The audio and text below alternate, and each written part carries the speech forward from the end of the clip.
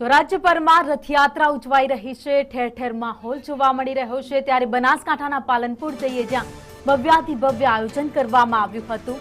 પાલનપુરમાં પણ જગન્નાથજીની રથયાત્રા યોજાઈ હતી, જેમાં જગન્નાથ ભગવાન બલભદ્ર શહેરના 14 કિલોમીટર રૂટ ઉપર આ રથયાત્રા ફરી હતી। રથયાત્રામાં તમામ સૌ કોઈ જોડાયા હતા, જેમણે ભગવાનના આશીર્વાદ લીધા હતા। ચુસ્ત બંદોબસ્ત સાથે આ રથયાત્રા યોજાઈ હતી, જેમાં જય રણછોડ માખણચોરના નાદથી આખા વિસ્તાર હતા એ ગુંજી ઉઠ્યા હતા। ભક્તિમય માહોલ જોવા મળ્યો હતો અને ભગવાન જગન્નાથજીની આ 55મી રથયાત્રા પાલનપુરના રસ્તાઓ પર તમે જોઈ રહ્યા છો, જ્યાં દરેકના મુખ ઉપર એક અલગ જ ખુશી જોવા મળી છે। કેમ ન હોય એ ખુશી, કારણ કે આજે જગતનો નાથ છે, એમને દર્શન આપવા માટે જાતે આવ્યો છે અને વર્ષે એક જ વાર દર્શન આપવા માટે આવતો હોય છે।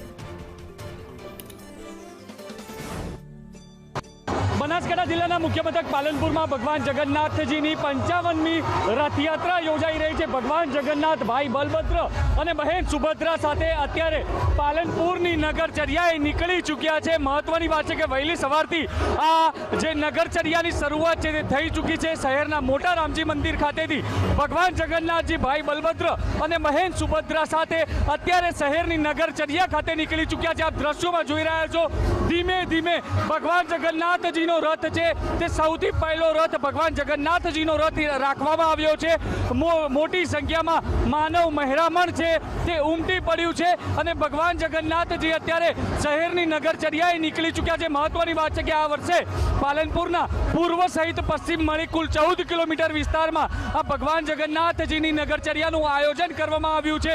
મોટી સંખ્યામાં ભક્તો છે તે જય જગન્નાથ જય રણછોડ માખણચોરના નાદ સાથે આ રથયાત્રામાં જોડાયા છે અને ભગવાન જગન્નાથની નગરચર્યાને લઈને અત્યારે આખું પાલનપુર છે તે જગન્નાથમય બનેલું જોવા મળી રહ્યું છે। ધવલ જોશી, સંદેશ ન્યૂઝ, બનાસકાંઠા।